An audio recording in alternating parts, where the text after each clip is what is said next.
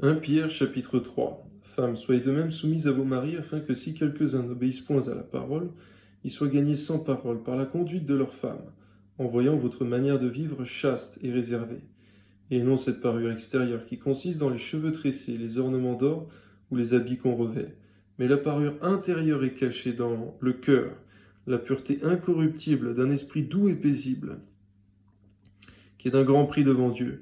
Je te prie, Seigneur mon Dieu, que tu donnes à nos sœurs de rechercher, Seigneur mon Dieu, ces choses véritablement, Seigneur, et avec force, parce que c'est un grand prix devant toi, et ce n'est pas d'une faible importance à tes yeux. Ainsi se parlaient autrefois les saintes femmes qui espéraient en Dieu, soumises à leur mari, comme Sarah, qui obéissait à Abraham et l'appelait son Seigneur. C'est d'elle que vous êtes devenues les filles, en faisant ce qui est bien, sans vous laisser troubler par aucune crainte. Merci Seigneur mon Dieu pour l'équilibre, Seigneur, que donne ta parole, Seigneur mon Dieu, pour ce respect, cette soumission que les femmes doivent avoir envers leur mari, mais non avec une crainte, Seigneur mon Dieu, telle que, Seigneur mon Dieu, un, un mari qui serait un tyran, Seigneur. Je te prie donc, Seigneur mon Dieu, que tu permettes, Seigneur, à nos sœurs, Seigneur, de manifester ces choses qui sont en contradiction totale avec l'esprit du monde et la pensée du monde, Seigneur mon Dieu. Effectivement, nous ne suivons pas la pensée du monde, mais nous suivons et nous obéissons à ta parole, Seigneur. Amen. Marie, montrez à votre tour de la sagesse dans vos rapports avec vos femmes, comme avec un sexe plus faible. Donne-nous, Seigneur, de ne pas traiter physiquement, et même, Seigneur mon Dieu, verbalement, une femme, Seigneur mon Dieu, comme nous traiterions un homme, Seigneur. Tu montres par là, Seigneur mon Dieu, qu'on ne doit pas avoir les mêmes rapports, Seigneur mon Dieu, les hommes, Seigneur mon Dieu, vis-à-vis des femmes, Seigneur, mais agir avec une sagesse particulière, Seigneur, afin de ne pas blesser. Amen. Honorez-les comme devant aussi hériter avec vous de la grâce de la vie. Qu'il en soit ainsi afin que rien ne vienne faire obstacle à vos prières. On voit, Seigneur mon Dieu, que, eh bien, lorsque nous manquons de sagesse, Seigneur mon Dieu, dans nos rapports, Seigneur mon Dieu, avec nos femmes, on voit, Seigneur mon Dieu, qu'on met nous-mêmes des obstacles à nos prières, Seigneur. Garde-nous de cela, Père. Amen. Enfin, soyez tous animés des mêmes pensées et des mêmes sentiments, pleins d'amour fraternel, de compassion, d'humilité.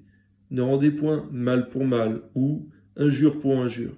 Bénissez au contraire, car c'est à cela que vous avez été appelés, afin d'hériter la bénédiction. Si quelqu'un en effet veut aimer la vie et voir des jours heureux, qu'il préserve sa langue du mal et ses lèvres des paroles trompeuses, qu'il s'éloigne du mal et fasse le bien, qui recherchent la paix et la poursuivent, car les yeux du Seigneur sont sur les justes, et ses oreilles sont attentives à leurs prières. On voit que ceux qui marchent dans la justice, déjà par la foi, mais par la pratique de bonnes œuvres, Seigneur, eh bien, tes oreilles sont attentives à leurs prières. Donne-nous de vraiment retenir ce passage, Seigneur mon Dieu, que c'est ce qui joue aussi dans l'accomplissement, Seigneur mon Dieu, de nos prières. Amen.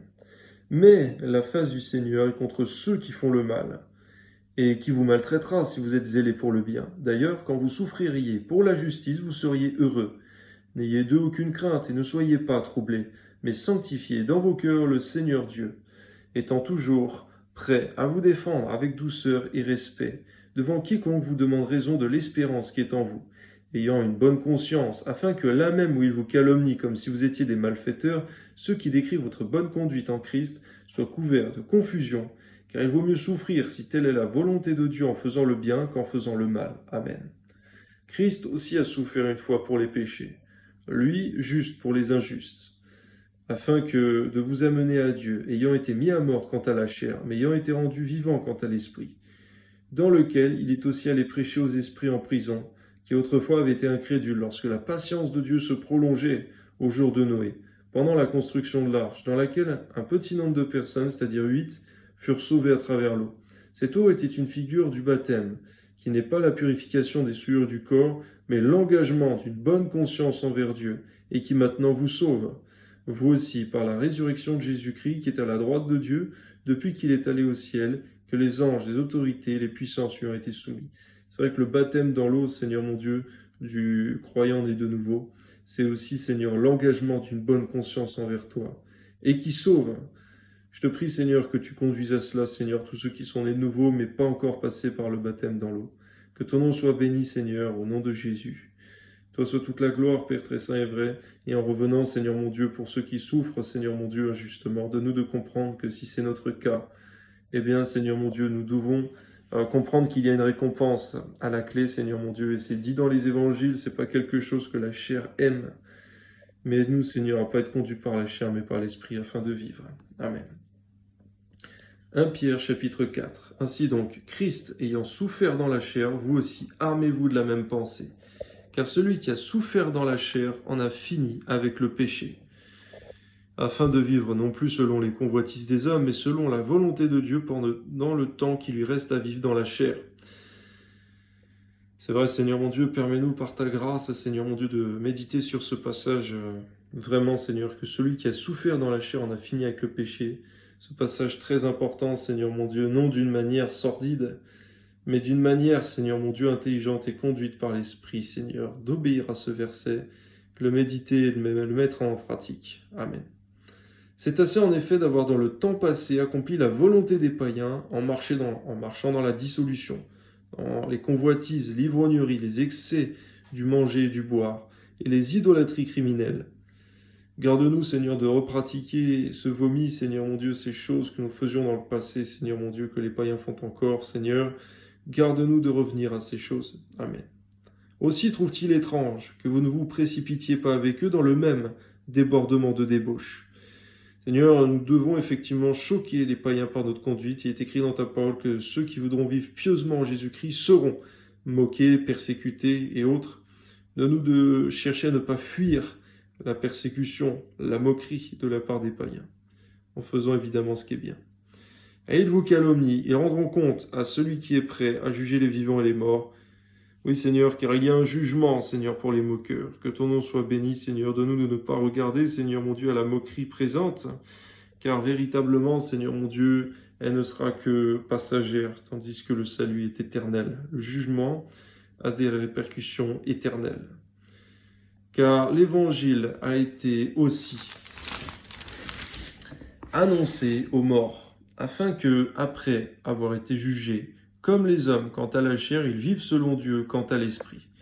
Donne aussi de méditer sur ce passage, Seigneur, qui n'est pas beaucoup enseigné, Seigneur mon Dieu, dans les assemblées, mais qui est véritablement important, Seigneur, c'est que l'évangile a aussi été annoncé aux morts, afin qu'après avoir été jugés comme les hommes quant à la chair, qui sont vivants, ils vivent selon Dieu quant à l'esprit. Que ton nom soit béni, Seigneur mon Dieu, parce que tu négliges rien ni personne, vivant ou mort.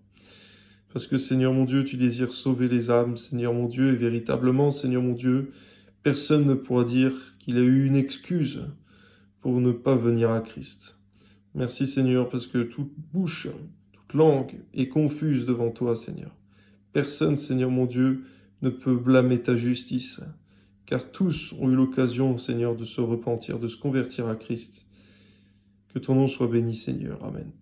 À la fin de toute chose est proche. Soyez donc sages et sobres pour vaquer à la prière. Avant tout, ayez les uns pour les autres une ardente charité, car la charité couvre une multitude de péchés. Exercez l'hospitalité les uns envers les autres sans murmure, comme de bons dispensateurs des diverses grâces de Dieu. Que chacun de vous mette au service des autres le don qu'il a reçu. De comprendre que si on reçoit des dons spirituels de toi, ce n'est pas, Seigneur mon Dieu, comme font les occultistes, Seigneur mon Dieu, lorsqu'ils ont des dons spirituels mais qui ne viennent pas de toi. Seigneur mon Dieu, ils le font par orgueil pour dire qu'ils ont du pouvoir. Mais de nous comprendre que lorsque tu nous donnes des dons, Seigneur, c'est pour le service des autres et de l'Église et des païens, afin qu'ils soient sauvés. Amen. Si quelqu'un parle, que ce soit comme annonçant les oracles de Dieu, si quelqu'un remplit un ministère, qu'il le remplit selon la force que Dieu communique, afin qu'en toute chose Dieu soit glorifié par Jésus-Christ, à qui appartiennent la gloire et la puissance au siècle des siècles. Amen. Oui, Seigneur, c'est vrai. C'est selon la force que tu nous communiques qu'on doit œuvrer pleinement, Seigneur mon Dieu, prendre part à ton œuvre. De comprendre que si on n'a pas reçu la force de faire quelque chose, ce n'est pas ça que tu nous demanderas de faire. Tout ce que tu nous demandes de faire, tu nous donnes la force pour l'accomplir.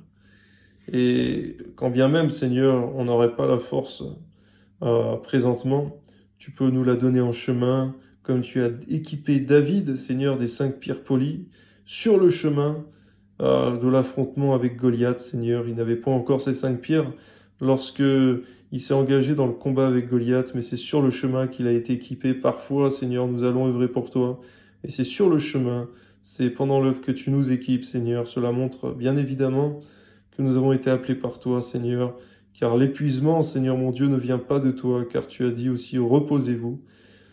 Alors permets-nous d'avoir cet équilibre entre mener ton œuvre et aussi savoir nous reposer au temps voulu. Amen. Bien-aimés, ne soyez pas surpris comme d'une chose étrange qui vous arrive, de la fournaise qui est au milieu de vous pour vous éprouver. Réjouissez-vous au contraire de la part que vous avez aux souffrances de Christ, afin que vous soyez dans la joie aussi, et dans l'allégresse lorsque sa gloire apparaîtra. Donne-nous de manifester la joie lorsque nous sommes persécutés pour le nom de Christ, Seigneur, parce qu'il y a un salaire pour cela, mais un salaire non pas terrestre ou temporel, mais un salaire éternel de gloire. Si vous êtes outragés pour le nom de Christ, vous êtes heureux, parce que l'Esprit de gloire, l'Esprit de Dieu repose sur vous. Amen. Il est blasphémé par eux, mais il est glorifié par vous. Que nul de vous, en effet, ne souffre comme un meurtrier ou voleur ou un malfaiteur, ou comme s'ingérant dans les affaires d'autrui. Donne-nous de ne jamais, Seigneur mon Dieu, être châtié pour avoir fait toutes ces mauvaises choses qu'on vient de lire, mais seulement, Seigneur mon Dieu, à cause du nom de Christ. Amen. Mais si quelqu'un souffre comme chrétien, qui n'en ait point honte, et que plutôt il glorifie Dieu à cause de ce nom, car c'est le moment où le jugement va commencer par la maison de Dieu. Or, si c'est par nous qu'il commence, quelle sera la fin de ceux qui n'obéissent pas à l'évangile de Dieu? Et si le juste se sauve avec peine, que deviendront l'impie et le pécheur? On voit véritablement, Seigneur, que le jugement va commencer par ta maison. C'est comme ça que tu agis, Seigneur, que tu as toujours agi.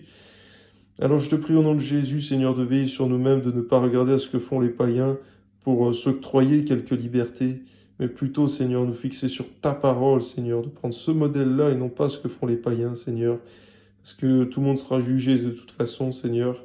Alors permets-nous, par ta grâce, effectivement, de comprendre, Seigneur mon Dieu, que le châtiment, Seigneur mon Dieu, des païens sera grand, Seigneur mon Dieu, effectivement. Car chaque parole vaine même qui aura été prononcée sera jugée. Que ton nom soit béni, Seigneur mon Dieu. Encore une fois, Seigneur, tu as fermé dans le cœur de tes fidèles, Seigneur, qu'ils ont fait le bon choix en s'engageant avec toi, même s'il y a des combats, des luttes. Amen. Ainsi que ceux qui souffrent, selon la volonté de Dieu, remettent leurs âmes au fidèle Créateur en faisant ce qui est bien. Amen. 1 Pierre chapitre 5. Voici les exhortations que j'adresse aux anciens qui sont parmi vous, moi ancien, comme eux, témoins des souffrances de Christ et participants de la gloire qui doit être manifestée.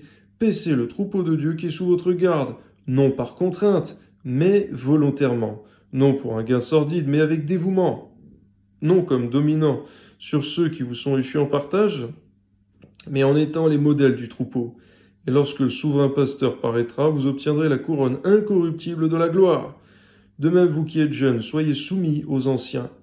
Donc comprendre, Seigneur mon Dieu, l'ancienneté dans la foi, l'ancienneté dans l'âge, Seigneur mon Dieu, doit être respectée par les plus jeunes dans la foi, les jeunes physiquement, Seigneur mon Dieu, parce que c'est quelque chose tout simplement de biblique, un principe voulu par toi.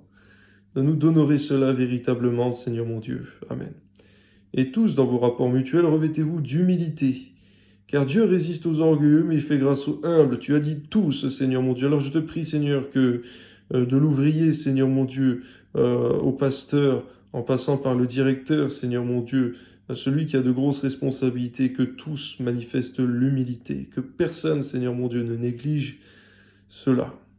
Humiliez-vous donc sous la puissante main de Dieu, afin qu'il vous élève au temps convenable, et déchargez-vous sur lui de tous vos soucis, car lui-même prend soin de vous. Soyez sobre, veillez. Votre adversaire, le diable, rôde comme un lion rugissant, cherchant qu'il dévorera.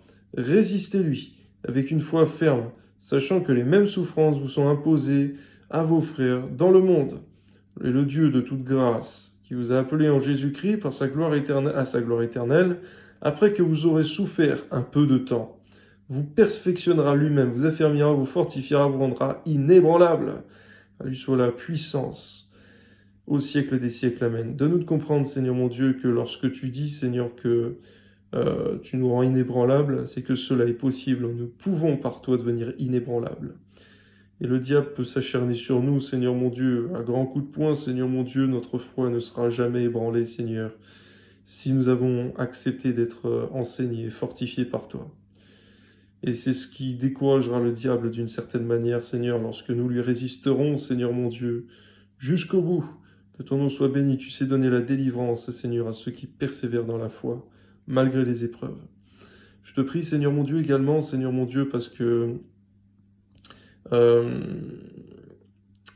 véritablement, Seigneur mon Dieu, c'est ce à quoi tu nous encourages, Seigneur mon Dieu, et nous voulons marcher, Seigneur mon Dieu, dans une foi ferme, Seigneur. Effectivement, Seigneur mon Dieu, c'est ce que nous voulons penser, Seigneur mon Dieu, c'est aux frères et sœurs dans le monde entier, ceux qui vivent, qui souffrent de la persécution pour leur foi, Seigneur mon Dieu, qui sont maltraités et autres, Seigneur mon Dieu, que c'est des choses, Seigneur, non seulement qui se sont faites au travers de ta parole dans l'histoire, mais encore aujourd'hui. Merci, Seigneur, parce que ceux qui persévèrent, ils ont en vue la rémunération éternelle et non la souffrance sur terre. Tu as dit, Seigneur mon Dieu, ceux qui auront souffert un peu de temps, et pour toi, même 10 ans, 20 ans, 30 ans, c'est peu de temps, comparé, Seigneur mon Dieu, à la souffrance éternelle de l'enfer. Parce que ceux qui sont en enfer pour l'éternité, ils souffrent d'une souffrance éternelle sans fin. Et c'est vrai, Seigneur, lorsqu'on regarde à l'éternité, 20 ou 30 ans qui paraissent longs humainement, c'est court, c'est très court. Comparément à l'éternité, c'est court à tes yeux, car il est écrit dans ta parole, Seigneur, qu'un jour pour Dieu est comme 1000 ans comme un jour. Toi soit la gloire, Père, Amen. C'est par Sylvain, qui est à mes yeux un frère fidèle, que je vous écris en peu de mots pour vous exhorter, pour vous attester que la grâce de Dieu à laquelle vous êtes attachés est la véritable. L'Église des élus, qui est à Babylone, vous salue, ainsi que Marc, mon fils. Saluez-vous les uns les autres par un saint baiser d'affection. Que la paix vous soit donnée à vous tous, qui êtes en Jésus-Christ. Amen. Que ton nom soit béni, Seigneur mon Dieu, que cette paix, Seigneur mon Dieu, qui vient de toi, nous accompagne pleinement. Tous les jours de nos vies, Seigneur. Amen. Second épître de Pierre, chapitre 1. Simon Pierre, serviteur et apôtre de Jésus-Christ, à ceux qui ont reçu en partage une foi du même prix que la nôtre, par la justice de notre Dieu et Sauveur Jésus-Christ, que la grâce et la paix vous soient multipliées par la connaissance de Dieu et de Jésus notre Seigneur, comme sa divine puissance nous a donné tout ce qui contribue à la vie, à la piété, au moyen de la connaissance de celui qui nous a appelés par sa propre gloire et par sa vertu, lesquelles nous assurent de sa part les plus grandes et les plus précieuses promesses, afin que par elles vous deveniez participants de la nature divine. Seigneur, donne-nous comprendre que la nature divine, Seigneur, celle qui vient d'en haut de toi, Seigneur, nous devons être participants, en fuyant la corruption qui existe dans le monde par la convoitise. C'est vrai, il est écrit, tu ne convoiteras point. À cause de cela même, faites tous vos efforts pour joindre à votre foi la vertu, à la vertu la science, à la science la tempérance, à la tempérance la patience, à la patience la piété, à la piété l'amour fraternel, à l'amour fraternel la charité. Car si ces choses sont en vous et y sont avec abondance, elles ne vous laisseront point oisifs ni stériles pour la connaissance de notre Seigneur Jésus-Christ. Mais celui en qui ces choses ne sont point est aveugle, il ne voit pas de loin, il a mis en oubli la purification de ses anciens péchés. Garde-nous, Seigneur, de cela. C'est pourquoi, frères, appliquez-vous d'autant plus à affermir votre vocation et votre élection, car en faisant cela, vous ne broncherez jamais. De comprendre que notre vocation, notre élection divine, Seigneur, on doit l'affermir, Seigneur. Elle ne se fait pas toute seule, elle ne demeure pas toute seule. Nous devons l'affermir. Amen. C'est ainsi, en effet, que l'entrée dans le royaume éternel de notre Seigneur et Sauveur Jésus-Christ vous sera pleinement accordée. De nous comprendre, Seigneur, que cette entrée dans ton royaume de gloire, elle est au conditionnel, Seigneur mon Dieu, aussi par ces passages que nous venons de lire. Amen. Voilà pourquoi je prendrai soin de vous rappeler ces choses, bien que vous les sachiez, que vous soyez affermis dans la vérité présente. Et je regarde comme un devoir, aussi longtemps que je suis dans cette tente, de vous tenir en éveil par des avertissements, car je sais que je la quitterai subitement, ainsi que notre Seigneur Jésus-Christ me l'a fait connaître. Mais j'aurai soin qu'après mon départ, vous puissiez toujours vous souvenir de ces choses. Ce n'est pas en effet en suivant des fables habilement conçues que nous vous avons fait connaître la puissance et l'avènement de notre Seigneur Jésus-Christ. Mais c'est comme ayant vu sa majesté de nos propres yeux, car il a reçu de Dieu, le Père, honneur et gloire, quand la gloire magnifique lui fit entendre une voix qui disait « Celui-ci est mon Fils bien-aimé, en qui j'ai mis toute mon affection. » Et nous avons entendu cette voix venant du ciel, lorsque nous étions avec lui sur la sainte montagne.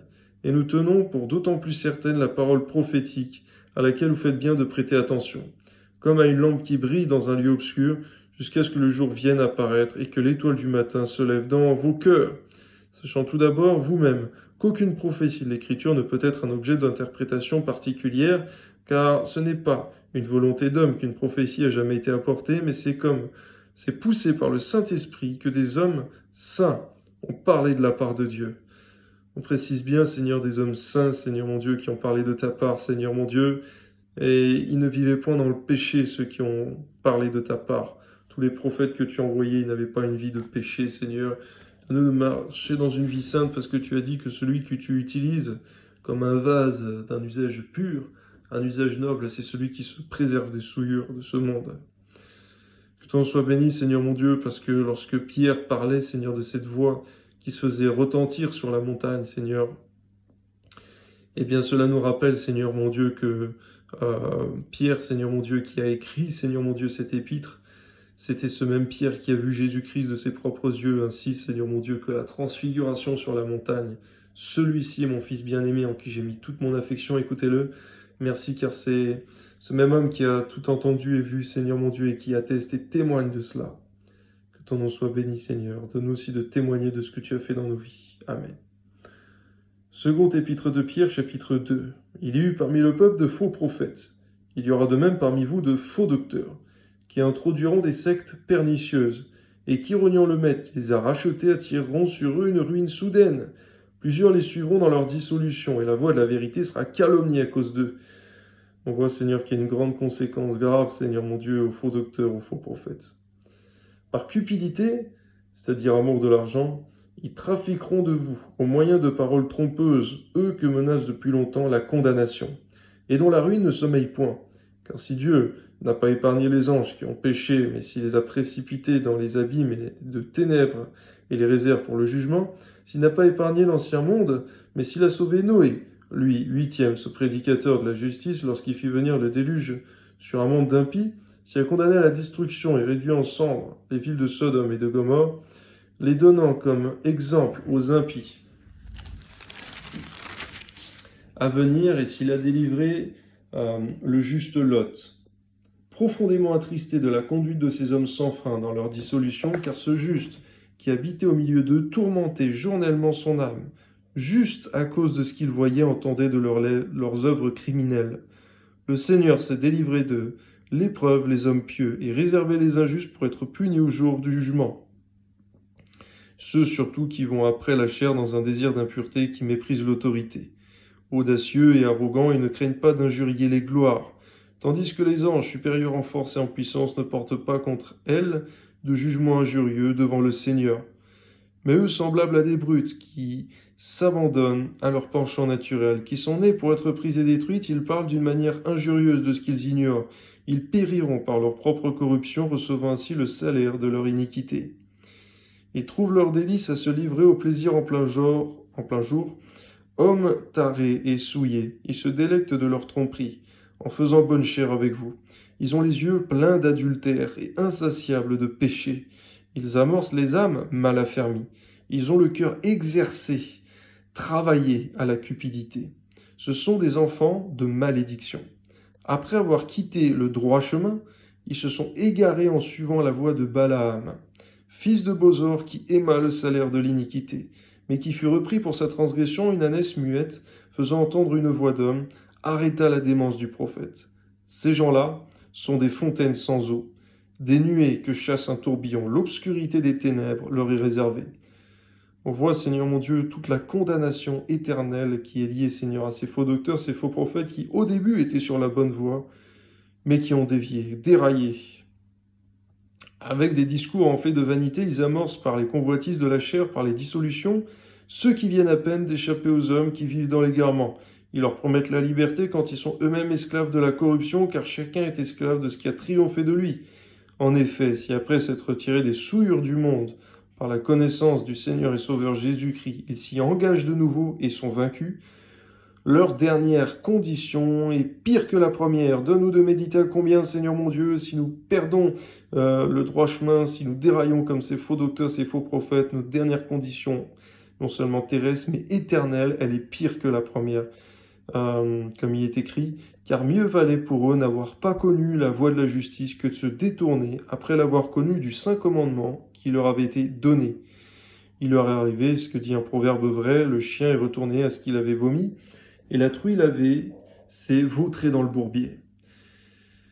Garde-nous, Seigneur mon Dieu, vraiment dans la persévérance dans tes bonnes œuvres, parce qu'on voit que si on retourne dans les choses de ce monde, Seigneur mon Dieu, et qu'on déraille doctrinalement, qu'on déraille spirituellement, et qu'on persévère là-dedans jusqu'à la mort, et bien véritablement, il y a un jugement qui est pire que si on s'était jamais converti à Christ.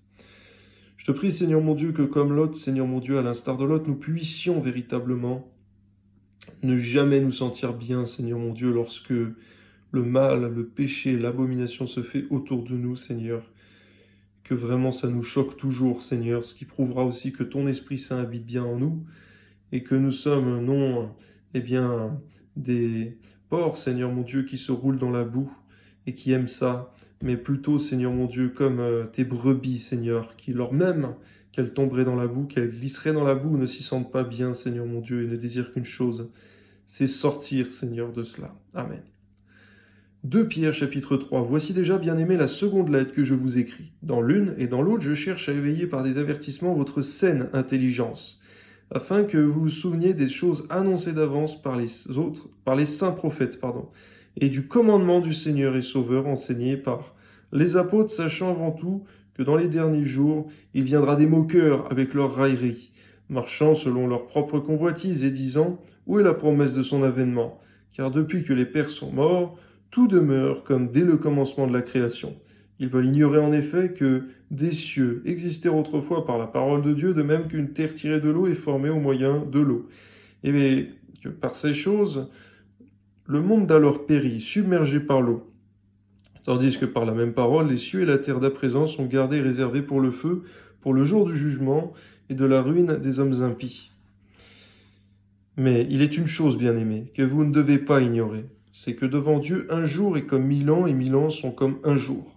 Le Seigneur ne tarde pas dans l'accomplissement de la promesse, comme quelques-uns le croient, mais il use de patience envers vous, ne voulant pas qu'aucun périsse, mais voulant que tous arrivent à la repentance. C'est ton objectif, Seigneur mon Dieu, au sein même de ta patience, c'est d'amener les gens à la repentance.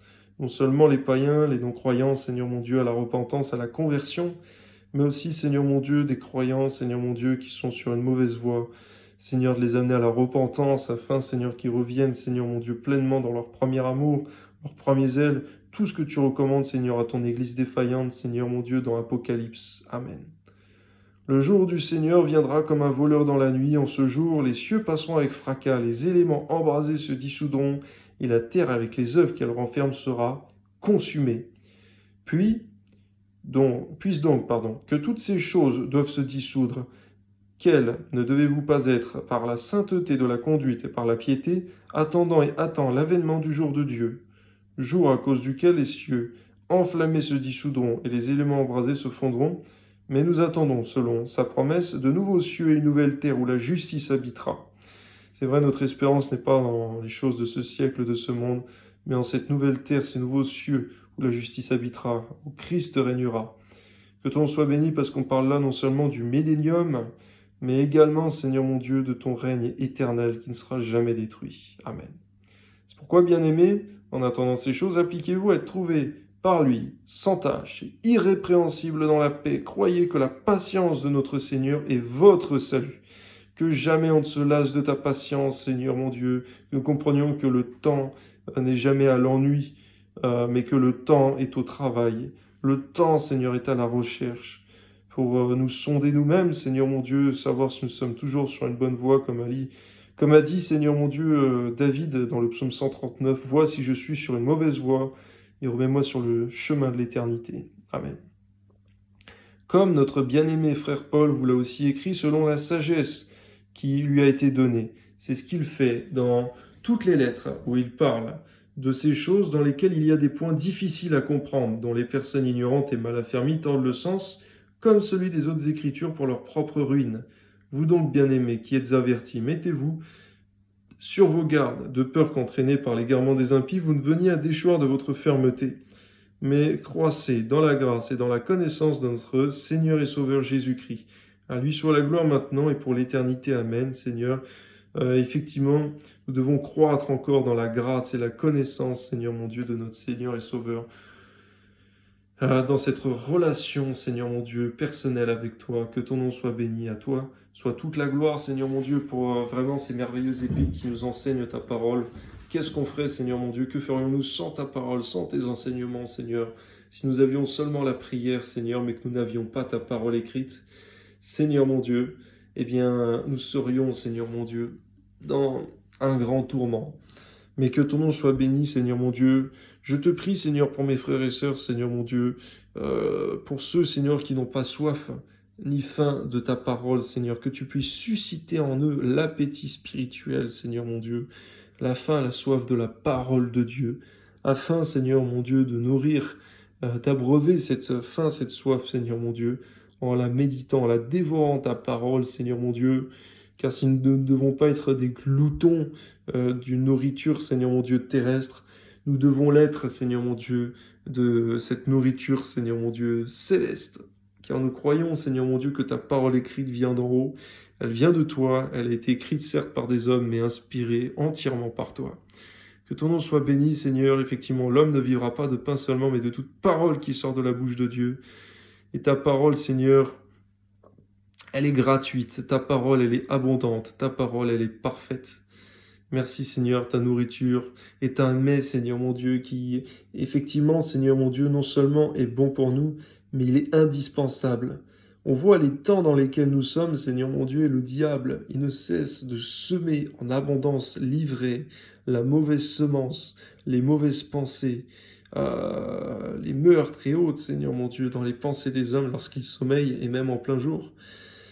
Et c'est pourquoi, Seigneur, nous voulons veiller, demeurer fermes, Seigneur, dans la méditation de ta parole, inonder nos pensées de ta parole, Seigneur, car c'est aussi, Seigneur mon Dieu, ce qui empêchera tout accès à l'ennemi de pouvoir semer. C'est vrai, Seigneur mon Dieu, lorsqu'une maison, Seigneur mon Dieu, est ornée, balayée, mais aussi lorsqu'elle est remplie de ta présence, le diable ne peut pas rentrer. On voit que lorsque le temple était bâti, Seigneur mon Dieu, dans l'ancienne alliance, eh bien même les hommes ne pouvaient pas rester lorsque ta gloire inondait ces lieux. À combien, Seigneur, si des hommes ne peuvent pas rentrer, Seigneur mon Dieu, dans un temple rempli de ta nuée, les démons le peuvent encore moins. Et nous sommes ton temple, par ton esprit, nous sommes le temple du Saint-Esprit, Seigneur, nos corps. Alors permets que nos corps, Seigneur mon Dieu, âme et esprit soient remplis de ta parole, remplis de ta présence, de ta nuée céleste, là où aucun démon ne pourra venir, ne pourra rester, ne pourra demeurer même, Seigneur, mais il ne pourra qu'être chassé. Que ton nom soit élevé, Seigneur mon Dieu, glorifié. Ainsi donc, Seigneur, que tous mes frères et sœurs qui entendent ta parole, toute personne qui entend ta parole, Seigneur mon Dieu, qui regarde cette vidéo, Seigneur mon Dieu, eh bien que ta grâce, Seigneur mon Dieu, les touche au nom de Jésus-Christ en cet instant même, Seigneur, je te prie, Seigneur, que tous ceux qui sont sous l'influence d'esprits mauvais, de pensées mauvaises, Seigneur mon Dieu, de désirs mauvais, Seigneur mon Dieu, sous le point peut-être de commettre des choses, Seigneur mon Dieu, indignes, Seigneur, des choses déshonorantes. Je te prie au nom de Jésus, Seigneur, que ta puissance, Seigneur mon Dieu, les remplisse, les fasse déborder, Seigneur mon Dieu, comme lorsque quelqu'un est baptisé du Saint-Esprit, Seigneur, et que ta nuée, Seigneur mon Dieu, empêche tout démon de venir ou même de demeurer, de rester, aucun désir, pensée mauvaise ne puisse venir ou demeurer, rester, Seigneur. Donc toutes ces personnes, Seigneur mon Dieu, qui entendent, Seigneur mon Dieu, cette vidéo, que ton nom soit glorifié, béni, Seigneur mon Dieu, parce que tout ce que tu mets à notre disposition, Seigneur, est saint, pur, alors que ce qui est dans le monde, Seigneur, est tellement incertain. Toi soit la gloire, Père, au nom de Jésus. Amen.